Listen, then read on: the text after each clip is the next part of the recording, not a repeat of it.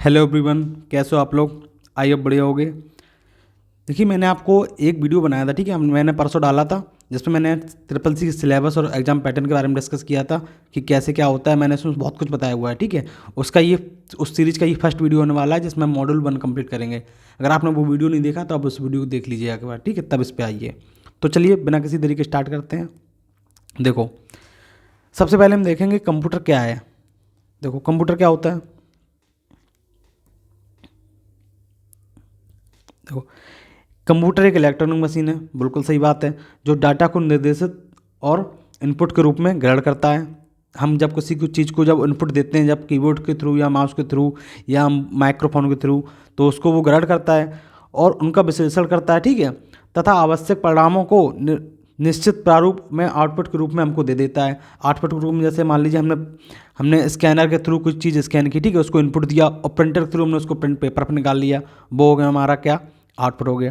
जैसे हमने कोई माइक्रोफोन में कोई आवाज़ रिकॉर्ड की, उसको हमने स्पीकर में बजा दिया, माइक्रोफोन से इनपुट किया, स्पीकर से हमने आउटपुट ले लिया। तो ये इसका ये कहने का मतलब है। अब देखो, नेक्स्ट लाइन क्या देख रखा है, यह डाटा के भंडार तथा तीव्र गति और तोड़ती तोड़ती रहित, मतलब समझ पा रहे हो, एरर नहीं होती। जैसे मान लीजिए आप जब भी कैलकुलेटर यूज करते हैं, ठीक है, आप कैलकुलेटर क्यों यूज करते हैं, आपको पता है कि आप गलती कर सकते हैं बड़े नंबर्स में, लेकिन कैलकुलेटर कभी गलती नहीं करेगा, उसका जो आएगा आंसर वो हमेशा राइट होता है, ठीक है। इसलिए हम कैलकुलेटर यूज करते हैं ताकि उसमें एरर नहीं होता, ढंग से उसका विश्लेषण करता है। अब देखो, ये एक्सपोर्ट की दी गई डेफिनेशन, इसको पढ़ना चाहो तो पढ़ लो।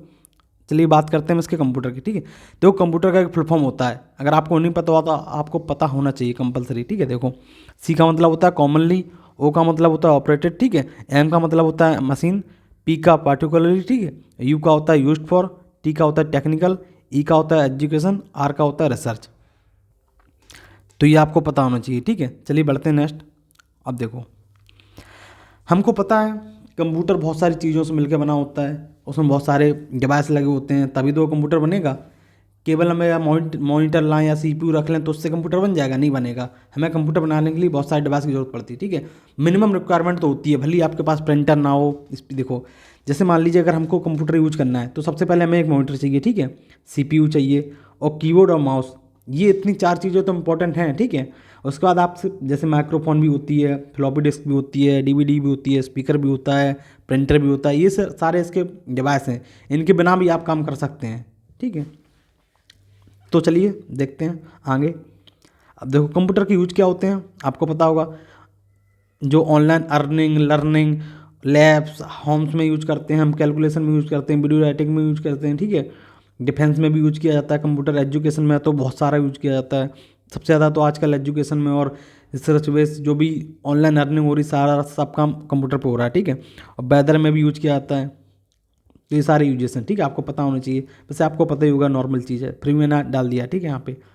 और देखो, ये सारी पीडीएफ ना, आपको कुछ भी लिखने की जरूरत नहीं है, आपको कुछ नोट्स बनाने की जरूरत नहीं है, ठीक है। कोई भी एसएस लेने की जरूरत नहीं है, स्क्रीनशॉट।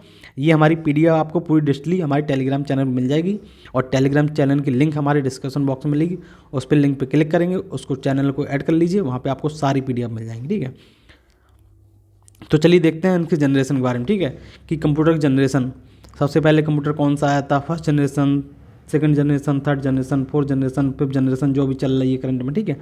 चलिए इनके बारे में बात करते हैं। देखो, सबसे पहले आई थी फर्स्ट जनरेशन, ठीक है। फर्स्ट जनरेशन में क्वेश्चन कैसे बन सकता है, क्वेश्चन पूछा जाएगा हमेशा कि फर्स्ट जनरेशन में कौन सी चीज़, कौन सी टेक्नोलॉजी यूज की, ठीक है। तो हम क्या कहेंगे, वैक्यूम ट्यूब, ठीक है। फर्स्ट जनरेशन में जो यूज किया गया था वो वैक्यूम ट्यूब यूज किया था, ठीक है। आपको ये चीज़ याद रखनी है बस, ठीक है। उसके बाद देखो, आपसे पूछा क्या जा सकता है, सेकंड जनरेशन जो थी उसमें क्या यूज किया गया था, आप कहेंगे ट्रांजिस्टर, ठीक है। थर्ड में क्या यूज किया गया था, आप कहेंगे इंटीग्रेटेड चिप्स, जो आपने बहुत सारी देखे होंगे, कभी आपने कोई टीवी वगैरह कोई भी चीज़ का आपने देखा होगा प्लेट, तो उसमें ये सब लगी रहती हैं, ठीक है। तो सेकंड में देखो हमारा ट्रांजिस्टर यूज किया गया था, थर्ड में हमारा किया गया था इंटीग्रेटेड सर्किट, ठीक है। उसके बाद देखो, जो फोर्थ जनरेशन आई थी इसमें हमारा यूज करने लगा था प्रोसेसर, ठीक है। हालांकि ये प्रोसेसर थे लेकिन ये इतने फास्ट नहीं थे। अब जो इस समय आ रहे हैं, इस समय आपने देखा होगा कि अल्ट्रा लार्ज, जो बहुत ही छोटे होते हैं, बहुत ही हाई प्रोसेसर होते हैं, जैसे आपने फ़ोन में भी सुना होगा, क्वालकॉम, स्नैपड्रैगन, ये सारे क्या प्रोसेसर हैं, ठीक है। तो आपने लैपटॉप में सुना होगा कि i5, i3, i4 और AMD के भी आते हैं, ठीक है। ये सारे प्रोसेसर हैं इसमें जो फिफ्थ जनरेशन में आ रहे हैं, जो कि AI पे बेस है, ठीक है, आर्टिफिशियल इंटेलिजेंस। अब देखो, कुछ मैंने इसके पॉइंट भी लिखे हैं कंप्यूटर के जनरेशन के। देखो, प्रथम पीढ़ी मतलब कि फर्स्ट जनरेशन, ठीक है। कब चली थी? 1945 से लेकर 1955 तक। इसमें क्या हुआ था? फर्स्ट जनरेशन में वैक्यूम ट्यूब का यूज किया गया था, आपको याद रखना है, ठीक है। वैक्यूम ट्यूब टेक्नोलॉजी, ये चीज़ आपको पॉइंट याद रखना है। मशीन भाषा का भी प्रयोग हुआ था इसमें, ठीक है, ये भी चीज़ आपको याद रखना है। मेमोरी के तौर पर देखो, मेमोरी एक बहुत इंपॉर्टेंट रोल प्ले करता है कंप्यूटर में। जब आप इसको डीपली पढ़ेंगे ना तो आप समझेंगे कि मेमोरी की वजह से कितना, जब पहले क्या था, पहले मेमोरी नहीं थी उसमें, ठीक है। देखो मेमोरी के तौर पर केवल इसमें चुंबकीय टैप एवं पंच कार्ड का प्रयोग किया गया था। इस पीढ़ी के कंप्यूटर बहुत बड़े आकार के होते थे, ठीक है, भारी भरकम होते थे, बहुत बड़े बड़े एक एक रूम के कंप्यूटर होते थे। अब आजकल जो आ रहे हैं बहुत छोटे छोटे आ रहे हैं पर्सनल कंप्यूटर, आप कहीं भी लेके जा सकते हैं। देखो जिससे ज़्यादा पावर की खपत होती थी, बिल्कुल सही बात है। प्रथम पीढ़ी कंप्यूटर देखो, जैसे आपको पता होगा ENIAC, ठीक है, ये होता है। और एक होता है EDSAC, ठीक है, ये 1949 में आया था। आपको यूनिवैक आपने क्वेश्चन सुना होगा काफ़ी बार, 1991 में आया था, ठीक है। ये देखो क्वेश्चन बहुत इंपॉर्टेंट है, ये एग्जाम में पूछा जा चुका है, ठीक है। सबसे पहला कंप्यूटर जो आया था प्रथम पीढ़ी में कौन सा था? आपको 4 ऑप्शन दिए रहे होंगे, ठीक है, तो आपको ये ऑप्शन पर टिक करना है, ठीक है, 1951 में। हालांकि डेट नहीं पूछता है, आपको कंप्यूटर का नाम पूछा जाएगा, ठीक है। उसके बाद देखो सेकंड पीढ़ी जो थी, ठीक है, सेकंड जनरेशन 1955 से लेकर 1964 तक चली थी। इसमें मैंने बताया था आपको ट्रांजिस्टर का यूज हुआ था। देखो आपको पता होना चाहिए ट्रांजिस्टर कैसे होते हैं, ऐसे होते हैं, ठीक है, ये देखो राइट ट्रांजिस्टर। इसका विकास किसने किया था? विलियम थे, ठीक है, 1947 में इसका विकास हुआ था। इसमें देखो असेंबल भाषा का प्रयोग किया जाता है। मैं आपको बताऊंगा कि लैंग्वेज कितने प्रकार की होती हैं, ठीक है। अभी आप तसल्ली रखिए, आप जो मैं देखो इतना बता रहा हूँ, ठीक है, आप ऊपर समझ लीजिए, ठीक है। आपको ज़्यादा कुछ डीपली पढ़ने की जरूरत नहीं है, ये ट्रिपल थी, बस आराम से आप पास कर लेंगे। जो मैं बता रहा हूँ बस आप वही पढ़ते जाइए। इसमें देखो मेमोरी के तौर पर क्या यूज किया गया था? इसमें भी चुंबकीय टैप का प्रयोग किया गया था, ठीक है। इसके देखो द्वितीय पीढ़ी कंप्यूटर कौन कौन से हैं? एक तो आप हनीमैन याद रख लेंगे, ठीक है। उसके बाद ये IBS वाला, ठीक है। तीसरी पीढ़ी देखो थर्ड जनरेशन 1964 से स्टार्ट हुई थी, 1975 तक चली थी। इसमें देखो इस जनरेशन में IC का प्रयोग किया जाता था, ठीक है, IC यानी इंटीग्रेटेड चिप्स, ठीक है। IC का विकास 1958 में जैक ने किया था, ये चीज़ आपको याद रखनी है। अब देखो इसमें हाई लेवल लैंग्वेज का प्रयोग किया गया था, ठीक है, ये चीज़ आपको याद रखनी है, ये आप याद रखना, ठीक है। जो थर्ड जनरेशन आई थी ना, उसमें हमारा क्या यूज किया गया था? High level language. और देखो इसमें मेमोरी के रूप में क्या किया गया था? हमारा चुंबकीय डिस्क, ठीक है। इसमें सबसे पहली बार डिस्क का यूज किया गया था जो कि चुंबकीय थी। अब देखो तीसरी पीढ़ी थर्ड जनरेशन कंप्यूटर कौन कौन से थे? IBM आपने सुना होगा, बहुत बड़ी कंपनी है IBM, ठीक है। IBM 360, IBM 370 और CDC, ठीक है, और हनीवेल 6000 सीरीज, ठीक है, ये आपको याद रखना है। उसके बाद देखो हम बात करते हैं फोर्थ जनरेशन की। इस जनरेशन में देखो IC जो इंटीग्रेटेड चिप्स थी ना, इसमें वेरी लार्ज स्केल की यूज की गई थी, ठीक है। और इसमें देखो इसमें स्मॉल स्केल की यूज की गई थी, ठीक है। इसमें इस देखो तीसरी में आप याद रखेंगे स्मॉल, और चौथी में आप रखेंगे वेरी लार्ज, ठीक है। और फिफ्थ तो हमारा चल ही रहा है प्रोसेसर वाला, ठीक है, वो अलग चीज़ हो गई। इसमें भी देखो हाई लेवल लैंग्वेज का प्रयोग किया गया था जो कि प्रारंभिक प्रोग्रामिंग के लिए किया जाता है, ठीक है। इस देखो इसकी सबसे मेन चीज़ क्या थी इस पीढ़ी में, ठीक है। इस पीढ़ी में जो मैग्नेटिक जो मेमोरी थी ना हमारी, ठीक है, उसको सेमीकंडक्टर मेमोरी के द्वारा स्थापित कर दिया गया था। देखो इस पीढ़ी कंप्यूटर कौन कौन से थे? IBM, ठीक है, IBM PC और एप्पल, ठीक है, एप्पल सेकेंड। अब देखो जो पांचवी पीढ़ी है ना, फिफ्थ जनरेशन, जो अभी तक चल रही है, ठीक है, 1989 से लेकर अब तक चल रही है। ये जो मैं दे रहा हूँ ना आपको, ठीक है, PDF, इसको एक बार 2 बार रीड कर लीजिए, ठीक है। जब एग्जाम से पहले आप इसको रिवीजन भी कर सकते हैं। मैंने आपको अभी देखिए, मैंने आपको बहुत अच्छे अच्छे फिगर दिए हैं, आप फिगर देख के आपको याद हो जाएगा, कोई आपको रटना नहीं पड़ेगा। अब देखो जो फिफ्थ जनरेशन थी ना, फिफ्थ जनरेशन में हमारे जो कंप्यूटर थे वो भी IC हैं, ठीक है, लेकिन वो अल्ट्रा लार्ज हैं, ठीक है, यहाँ पे और बड़े हो गए। आपको ये चीज़ याद रखनी, देखो थर्ड फोर्थ फिफ्थ, इसमें था स्मॉल हमारा, ठीक है, इसमें था वेरी लार्ज, इसमें था अल्ट्रा लार्ज, ठीक है। जो हमारा फिफ्थ वाला आ गया है ये देखो अल्ट्रा लार्ज। आप याद रखेंगे जितना बढ़ते जाएंगे उतना बड़ा होता जाएगा, ठीक है। अब देखो इसमें भी हाई लैंग्वेज का यूज किया गया था। देखो इन भाषाओं में GUI इंटरफेस का प्रयोग किया गया था, यानी फिर GUI इंटरफेस आपको पता होगा, जिसको हम ग्राफिक यूजर इंटरफेस बोलते हैं।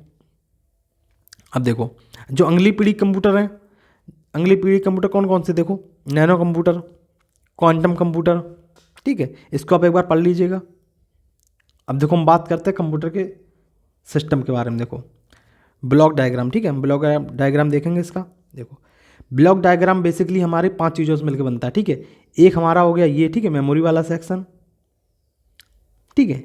एक हमारा हो गया ALU, एक हमारा हो गया कंट्रोल यूनिट, और 2 हमारे हो गए इनपुट आउटपुट, ठीक है। आपको याद रखना है first, second and third and fourth हम इनपुट देंगे, फिफ्थ हमें आउटपुट मिल जाएगा, ठीक है। ये इन 5 चीज़ों पे हमारा बेस है, ठीक है। इन 5 चीज़ों से मिलकर बना होता है। अब देखो इसमें सबसे पहले हमारा आता है कंट्रोल यूनिट, आपको पता होगा, ठीक है। ALU हम इसके बारे में पढ़ेंगे। और मेमोरी हमारी 2 प्रकार की होती है, एक प्राइमरी होती है, एक सेकेंडरी होती है। इसको हम इंटरनल बोलते हैं, इसको एक्सटर्नल बोलते हैं, ठीक है। अब देखो हमने कुछ चीज़ इनपुट ली इससे, ठीक है, और हमने बाहर निकाल दी, उसको बोल दिया आउटपुट, ठीक है।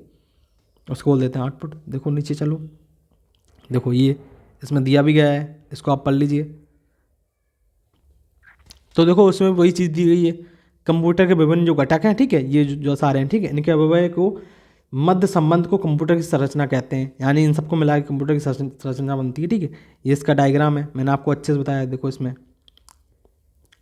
ये देखो 1 2 3 4 और ये 5। अगर आपको कभी कभार, अगर आप किसी और चीज़ के भी स्टूडेंट हैं, ठीक है, अगर आप जिसमें आपका कंप्यूटर आता है, ठीक है, फंडामेंटल ऑफ कंप्यूटर, तो उसमें आप अगर इसको बनाएंगे ना, तो ये वाला डायग्राम, तो आपको पूरे नंबर मिलेंगे, ठीक है, क्योंकि यही होता है ब्लॉक डायग्राम। अब देखो हम बात करते हैं CPU की, ठीक है। आपको पता होगा CPU जो होता है वो हमारा क्या होता है, दिमाग होता है कंप्यूटर का, ठीक है, बेसिकली।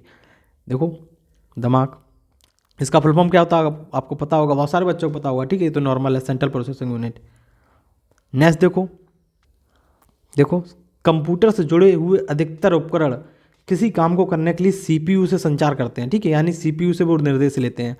CPU की चिप की गति गीगाहर्ट्ज़ में नापी जाती है, आपको पता होगा, ठीक है।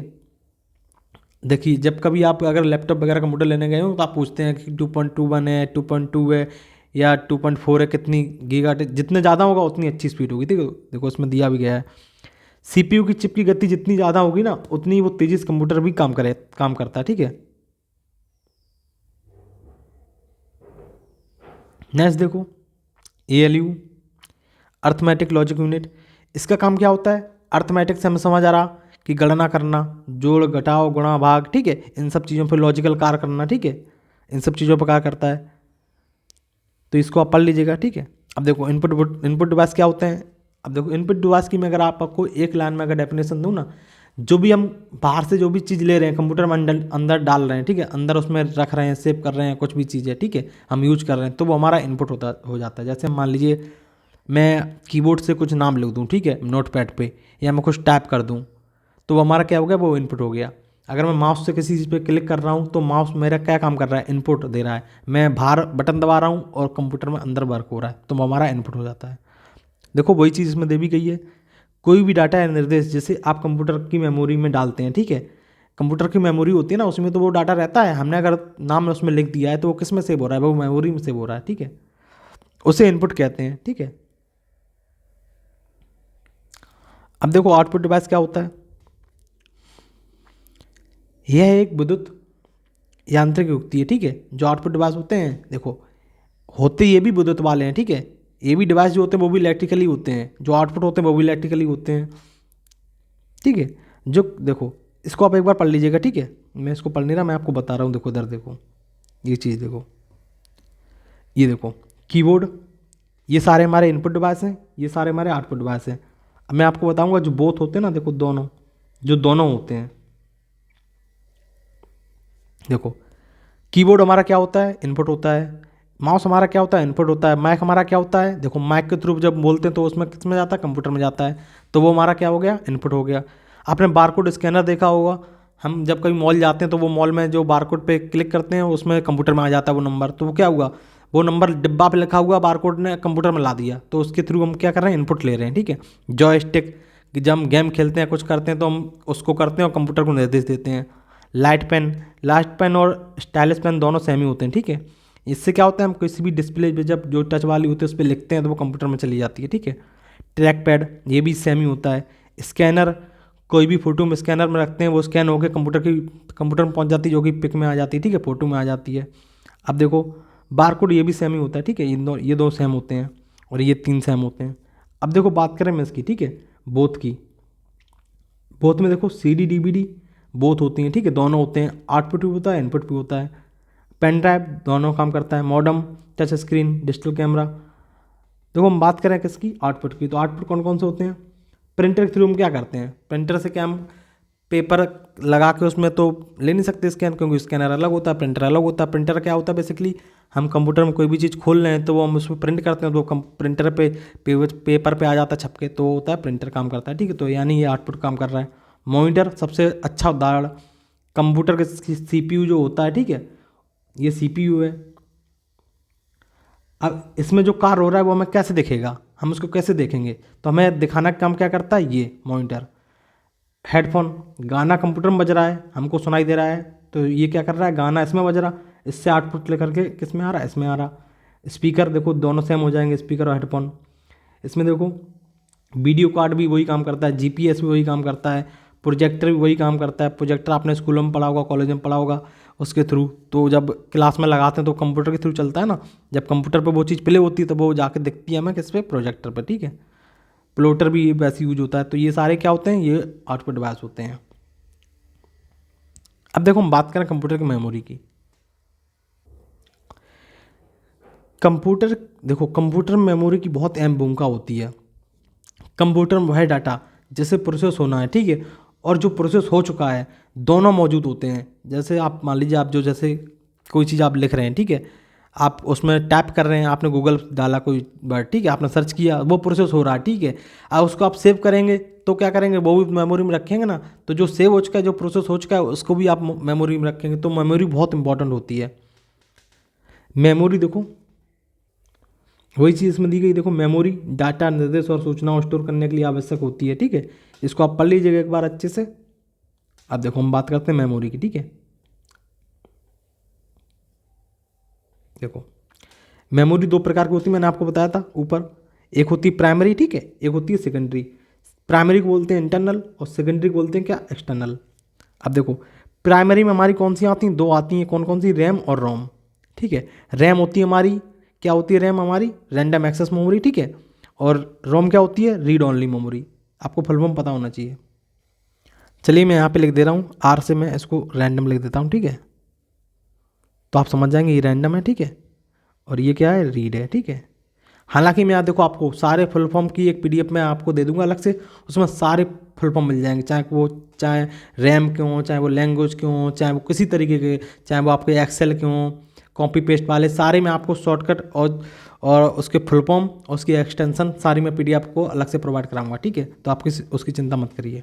अभी आप इधर देख लीजिए कि कौन सी मेमोरी में कौन सी आता है, ठीक है। तो देखो प्राइमरी में कौन सा आ रहा है हमारा, इंटरनल में रैम और रोम। अब रैम दो प्रकार की होती है, कौन कौन सी होती हैं, एक SRAM होती है और DRAM होती है। अब देखो इसका भी अगर मैं आपको वो बताऊं फुल फॉर्म, तो इसका SRAM का मतलब क्या होता है, देखो S से हो जाएगा हमारा स्टैटिक, ठीक है, और D से क्या हो जाएगा इधर डायनामिक। तो रैम तो यही रहेगा, ठीक है, रैंडम एक्सेस मेमोरी, लेकिन जो S है ना, S से हमारा हो जाएगा स्टैटिक और D से क्या हो जाएगा dynamic. Dynamic random access memory, ठीक है, आपको इस चीज़ याद रखनी है। अब देखो रोम की बात करें तो रोम में क्या आता है, रोम में भी 3 प्रकार की होती हैं, कौन कौन सी होती हैं, PROM, EPROM और EEPROM, ठीक है। अब देखो रोम को आपको पता है रीड ओनली मेमोरी, ठीक है, क्या होता है, रीड ओनली मेमोरी, ठीक है। अब जो P लगी है, P से क्या होता है, आपको ये याद रखना है, ठीक है। P से क्या होता है और फिर EP से क्या होता है और फिर EEP से क्या होता है, ठीक है। तो देखो जो P है ना, P से क्या होता है, P से होता है हमारा प्रोग्रामेबल, ठीक है। और देखो E से क्या हो जाएगा, इरेजेबल, ठीक है, आपको याद रखना है। और ई से क्या हो जाएगा, इलेक्ट्रिकली इरेजेबल प्रोग्रामेबल, ठीक है। 3 वर्ड आपको याद रखना है, ठीक है। देखो मैं इधर लिख देता हूँ,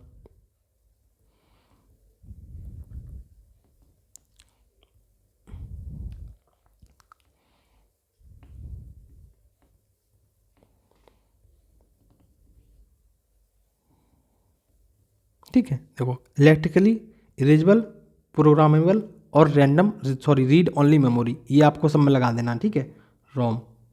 अब देखो पी से क्या था हमारे में पहले में, प्रोग्रामेबल, ठीक है। ई से क्या था, इरेजेबल प्रोग्रामेबल, ठीक है। और जो लास्ट वाला था इसमें क्या था, इलेक्ट्रिकली भी जोड़ देंगे, तो ऐसे इसका फुल फॉर्म बन जाएगा। अब देखो बात करें हम किसकी, सेकेंड मेमोरी की, ठीक है। सेकेंडरी मेमोरी कौन कौन सी होती है, इसमें 3 प्रकार की मेमोरी होती हैं, एक होती है मैग्नेटिक, एक होती है ऑप्टिकल, एक होती है फ्लैश। अब देखो हम बात करें अगर इसकी, ठीक है, मैग्नेटिक की, तो आपने पढ़ा होगा जनरेशन में मैग्नेटिक की यूज, मैग्नेटिक उसमें बार बार शब्द आ रहा था, ठीक है। तो मैग्नेटिक में देखो कौन कौन से आते हैं, एक होता है HDD, ठीक है, जिसको हम हार्ड डिस्क बोलते हैं, एक होता है फ्लॉपी डिस्क, एक होता है मैग्नेटिक टैप, ठीक है। मैग्नेटिक टैप तो बहुत पुराना हो गया, नहीं आता है। आपने कभी रेडियो सुना होगा, तो रेडियो या बाजों में एक रील जैसी आती थी, कैसेट होती थी, वो होता है मैग्नेटिक, ठीक है। तो अभी तो देखो HDD तो हार्ड डिस्क तो अभी भी यूज होती है, ठीक है। हालांकि अब जो ऑप्टिकल हैं इनका भी चला गया सिस्टम, ठीक है। CD तो ऑलमोस्ट ख़त्म हो चुकी, DVD तो अभी विंडो वगैरह CD इसकी मिल जाती है, ठीक है। अब देखो फ्लैश मेमोरी, इनका आजकल बहुत ज़माना चल रहा है, ठीक है, पेन ड्राइव और मेमोरी कार्ड। हालांकि अब मेमोरी कार्ड ही बहुत कम हो गए, पेन ड्राइव तो चलता रहेगा, ठीक है, ये तो काफ़ी यूज होता है। तो ये आपको याद रखना है, फ्लैश मेमोरी कौन सा आता है, पेन ड्राइव और मेमोरी कार्ड। ऑप्टिकल में क्या आता है, CD DVD, ठीक है। मैग्नेटिक में क्या आता है, HDD और फ्लॉपी डिस्क, मैग्नेट, ठीक है। अब देखो इसी में एक और होता है HDD, ठीक है, जिसे हम बोलते हैं सॉलिड स्टेट ड्राइव, ठीक है, ये आपको याद रखना है, SSD, ठीक है। अब जो नए नए आ रहे हैं ना PC कंप्यूटर आ रहे हैं, तो उसमें हार्ड डिस्क की बजाय इसको यूज करते हैं, ताकि ये बहुत फास्ट होती है। अब देखो हम बात करें हार्डवेयर और सॉफ्टवेयर के बारे में।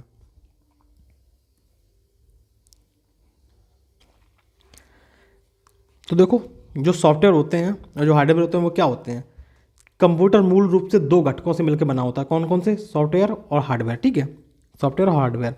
किसी भी कंप्यूटर से उपयोग कार्य करने के लिए पता है जरूरी क्या होता है, उसमें सॉफ्टवेयर और हार्डवेयर दोनों जरूरी होते हैं, ठीक है। एकजुट मिलकर काम करेंगे तभी वो काम पूरा होगा। मान लीजिए जैसे मैं आपको बताता हूँ, एक हार्डवेयर क्या है, हार्डवेयर आपके पास प्रोसेसर है, ठीक है, आपको प्रोसेसर है, आपके पास जो सॉफ्टवेयर वो क्या है, आपका विंडो है, ठीक है, वो विंडो सॉफ्टवेयर हो गया, प्रोसेसर आपका हार्डवेयर हो गया, ठीक है। इसलिए कंप्यूटर हार्डवेयर सॉफ्टवेयर में विशेष संबंध होता है, ठीक है, दोनों एक दूसरे के पूरक होते हैं। अब देखो मैं आपको अगर एक लाइन में डेफिनेशन दूँ ना इसकी, सॉफ्टवेयर और हार्डवेयर की, हार्डवेयर वो चीज़ें होती हैं जैसे हम छू सकें, ठीक है, जैसे हम देख सकें, जैसे हम स्पर्श कर सकें, ठीक है, जैसे हम महसूस कर सकें, ठीक है, वो हार्डवेयर होता है। और सॉफ्टवेयर क्या होता है, जैसे हम छू ना सकें, जैसे हम टच ना कर सकें, बस इतना आपको याद रखना है। देखो इन दोनों में से किसी एक की भी अनुपस्थिति अगर होगी ना, अगर इन दोनों में से कोई एक नहीं होगा तो वो कार्य कभी पूरा नहीं किया जा सकता, ठीक है, कंप्यूटर से, क्योंकि वो चालू नहीं होगा। आप कंप्यूटर लेके आ जाओ, आपके कंप्यूटर में विंडो नहीं, तो आप उसको कैसे चला लेंगे, आप उसको ओपन ही नहीं कर पाएंगे। अगर मान लीजिए आप कंप्यूटर लेके भी आ गए, आपके पास विंडो की CD भी है, अगर आप विंडो डालेंगे कैसे जाओ उसमें, अगर माइक्रो प्रोसेसर नहीं है, उसमें आपके पास हार्ड डिस्क नहीं है। देखो भाई इसमें बताया भी गया है आपको, देखो डेफिनेशन देख लो, कंप्यूटर के वे सभी भाग जैसे देखा एवं स्पर्श किया जा सके, ठीक है, जो टचेबल हों, ठीक है, जैसे छू सकें, वो हमारे क्या होते हैं, वो हार्डवेयर होते हैं। देखो सॉफ्टवेयर मैंने आपको बता चुका हूँ, सॉफ्टवेयर डेफिनेशन, जैसे हम टच, देखो इसमें क्या करते हैं, हम देख सकते हैं और टच कर सकते हैं। और सॉफ्टवेयर में क्या हो जाएगा, इसका अपोजिट से, हम इसको देख नहीं सकते और टच नहीं कर सकते। तो देखो कंप्यूटर तथा उससे जुड़ी डिवाइसेज होती है ना, ठीक है, कार्य लेने के लिए सॉफ्टवेयर का उपयोग किया जाता है। जैसे मान लीजिए आपको अगर एक ऐसे आपको प्रिंटर यूज करना है, ठीक है, आपको प्रिंट देना है, तो प्रिंटर के लिए भी एक प्रिंटर का खुद का एप्लीकेशन आता है, ठीक, खुद की एक वो होता है, सेटअप होता है उसका, आपने देखा होगा। अब देखो सॉफ्टवेयर ना तो देखे जा सकते हैं और ना ही उन्हें स्पर्श किया जा सकते हैं, मैंने आपको बता चुका हूँ, ठीक है। अब देखो सॉफ्टवेयर जो होते हैं मुख्यतः दो प्रकार के होते हैं। कौन कौन से होते हैं, एप्लीकेशन सॉफ्टवेयर होते हैं और सिस्टम सॉफ्टवेयर होते हैं। देखो अगर मैं सिस्टम सॉफ्टवेयर की बात करूँ तो उसमें क्या आता है, हमारा विंडो आता है, ठीक है, सबसे बेस्ट एग्जाम्पल, ठीक है, विंडो हो गया। और एप्लीकेशन क्या होता है, जैसे MS वर्ड, ठीक है, MS वर्ड, ये क्या हो गया हमारा, ये एप्लीकेशन हो गया। देखो अब एप्लीकेशन की मैं आपको बताऊँ ना, देखो एप्लीकेशन कौन सा होता है, जैसे आपका मान लीजिए क्रोम हो गया, ठीक है, ब्राउजर हो गई, आपका PPT हो गया, MS वर्ड हो गया, ये क्या हो गए, हमारे एप्लीकेशन हो गए, ठीक है, ये चीज़ आप रखना, ठीक है। देखो जिससे मैं ग्रीन से कर रहा हूँ ना, ये सारे क्या हैं, आपके एप्लीकेशन हैं, ठीक है। अब देखो जावा, विंडो, ये क्या है हमारे, ये सिस्टम सॉफ्टवेयर हैं, ठीक है, ये चीज़ आपको याद रखना, ठीक है। अब देखो ये सारे क्या आते हैं, हमारे सॉफ्टवेयर, ये सारे किस में आते हैं, सॉफ्टवेयर में। और ये देखो ये हमारे हार्डवेयर, जैसे हम टच कर सकते हैं, monitor, keyboard, printer, mouse, headphone, speaker, ठीक है, रैम, और ये हमारा CPU, ठीक है, इनको हम टच कर सकते हैं, तो हमारे ये हार्डवेयर हैं। दोनों जब मिलेंगे तभी काम होगा, ठीक है, इसे आपको याद रखना है। अब देखो हम बात कर लेते हैं लास्ट हम किसके बारे में, लैंग्वेज के बारे में, ठीक है, भाषाओं के बारे में, प्रोग्रामिंग लैंग्वेज। तो देखो कंप्यूटर एक मशीन है, सीधी सी बात है, वो हमारी भाषा सुनेगा नहीं अगर हम उसको बोलेंगे आजकल तो। हालांकि AI आ रहा है, ठीक है। AI से बोलने पे आप, जब आपने सीरी सुना होगा, ठीक है, गूगल प्ले वो सुना होगा, आप कभी गूगल को बोलते हैं तो वो काम कर देती है, लेकिन वो अलग चीज़ है, ठीक है। बेसिकली कंप्यूटर और जो मशीन होती है वो हमारी भाषा नहीं समझते हैं, ठीक है। कंप्यूटर हमारी सामान्य बोलचाल भाषाओं में के लिए प्रयोग, देखो प्रोग्रामों को नहीं समझ सकता, ठीक है। उसमें उसमें क्या होता है, इसके लिए प्रोग्रामिंग के लिए, ठीक है, विशेष प्रकार की भाषाओं को लिखा जाता है। इन भाषाओं को प्रोग्रामिंग भाषा कहा जाता है। आपको पता होगा बहुत सारी भाषाएं होती हैं, मैं आपको बताऊंगा अभी। अब देखो कंप्यूटर द्वारा कराए जाने वाले अलग अलग प्रकारों के लिए, ठीक है, जो अलग अलग कार्य होते हैं ना, उनके कामों के लिए अलग अलग प्रकार की प्रोग्रामिंग लैंग्वेज का यूज किया जाता है। जैसे देखो जो प्रोग्रामिंग लैंग्वेज होती हैं वो कौन कौन सी होती हैं। आज मेरा थोड़ा गला ख़राब है और मुझे जुकाम भी हो रखा है, इसलिए थोड़ा आवाज़ को आप एडजस्ट कर लीजिएगा, ठीक है। मैं इसकी PDF दे दूंगा, आप इसको एक दो बार रीड कर लीजिएगा, ठीक है, अपनी तरफ से, तो आप समझ जाएंगे बिल्कुल, ठीक है, अच्छे से। मैंने बहुत अच्छे से आपको PDF प्रोवाइड करा दी है। अब देखो इसमें इसमें क्या है, प्रोग्रामिंग लैंग्वेज में देखो आपकी सबसे पहले 3 प्रकार की आती हैं। कौन कौन सी आती हैं, low level language, middle level language, high level language, ठीक है। अब देखो जो लो लेवल में आती कौन कौन सी आती हैं, इसमें आती हैं 2, एक होगी हमारी मशीन लैंग्वेज, ठीक है, दूसरी होगी हमारी असेंबली लैंग्वेज, ठीक है। जो आपने अभी सुना होगा जब जनरेशन की बात कर रहा था तो उसमें आया था, ठीक है, वर्ड असेंबली लैंग्वेज। अब जो मिडिल लैंग्वेज होती है इसमें कौन सी आती है, सी लैंग्वेज, ठीक है। और जो हाई लेवल लैंग्वेज है इसमें कौन सी आती है, इसमें आती है कोबाल, फोर्टेन, पास्कल, C++, ठीक है, पैरालॉग, जावा, नेट, ये सारी किसमें आती हैं, ये सारी हमारी आती हैं इसमें, ठीक है, हाई लेवल लैंग्वेज में। अब जैसे ये कोबाल है, ठीक है, कोबाल का कभी कभार आपको फुल फॉर्म पूछ लिया जाता है, तो कोबाल का फुल फॉर्म क्या होता है, कोबाल का फुल फॉर्म होता है कॉमन बिजनेस ओरिएंटेड लैंग्वेज, ठीक है। ये चीज़ आपको याद रखना है। चलिए मैं लिख देता हूँ, कॉमन बिजनेस ओरिएंटेड लैंग्वेज, ठीक है, कोबाल।